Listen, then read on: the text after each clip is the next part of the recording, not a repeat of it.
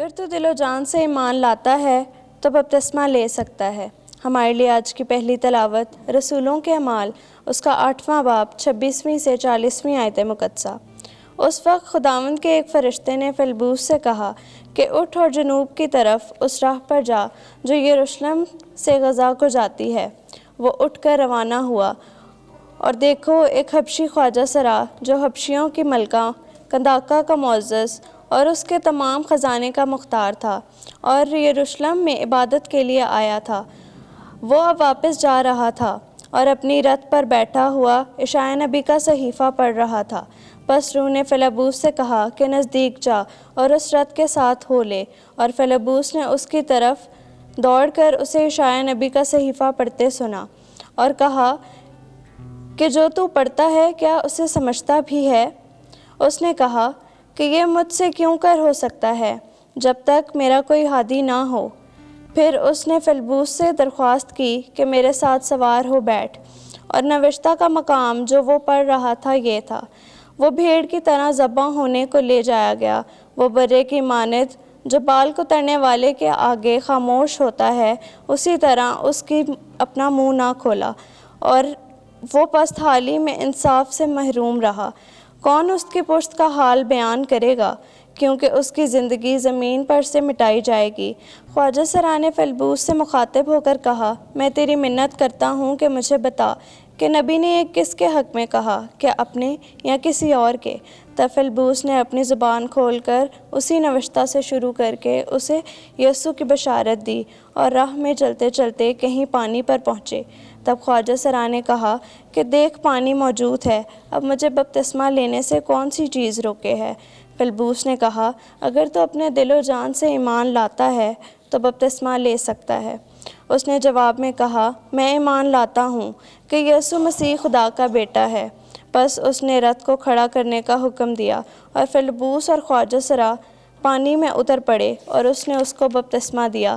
وہ پانی سے نکلے تو فیلبوس روح خداوند سے اٹھایا گیا، اور خواجہ سرا اس سے پھر نہ دیکھا۔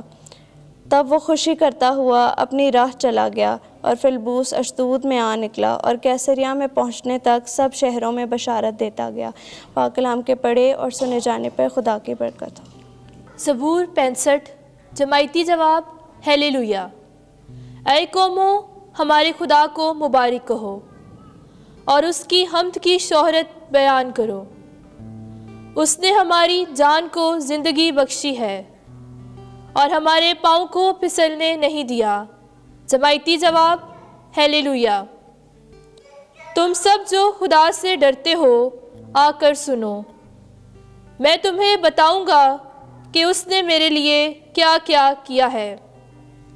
میں نے اپنے منہ سے اسی کو پکارا اور اپنی زبان سے اسی کی تمجید کی۔ جماعتی جواب: ہیلیلویا!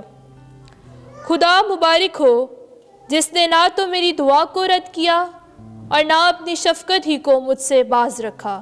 جماعتی جواب: ہیلیلویا! خداوند آپ کے ساتھ ہو۔ انجیل مقدس یوحنا کے مطابق اے خداوند تیری تمجید ہو۔ 6 باب 44ویں آیت سے 52ویں آیت۔ میں وہ زندہ روٹی ہوں جو آسمان سے اتری ہے۔ اس وقت یسوع نے یہودیوں سے کہا، کوئی میرے پاس آ نہیں سکتا جب تک باپ جس نے مجھے بھیجا ہے اسے کھینچ نہ لائے، اور میں اسے یوم آخر میں پھر زندہ کروں گا۔ صحائف انبیاء میں یہ لکھا ہے کہ اور وہ سب خدا سے تعلیم پائیں گے۔ جو کوئی باپ کی سنتا اور اس سے تعلیم پاتا ہے وہ میرے پاس آتا ہے۔ یوں نہیں کہ کسی نے باپ کو دیکھا ہے، مگر جو خدا کی طرف سے ہے اسی نے باپ کو دیکھا ہے۔ میں تم سے سچ سچ کہتا ہوں کہ جو ایمان لاتا ہے وہ ہمیشہ کی زندگی رکھتا ہے۔ زندگی کی روٹی میں ہی ہوں۔ تمہارے باپ دادا نے بیابان میں من کھایا اور مر گئے۔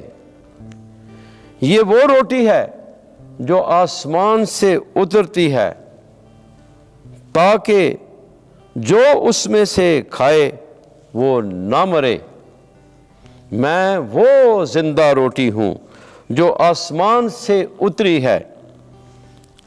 اگر کوئی اس روٹی میں سے کھائے تو ہمیشہ تک زندہ رہے گا، اور جو روٹی جہان کی زندگی کے لیے میں دوں گا وہ میرا گوشت ہے۔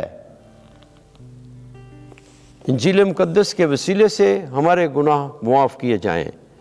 اے مسیح تیری ستائش ہو۔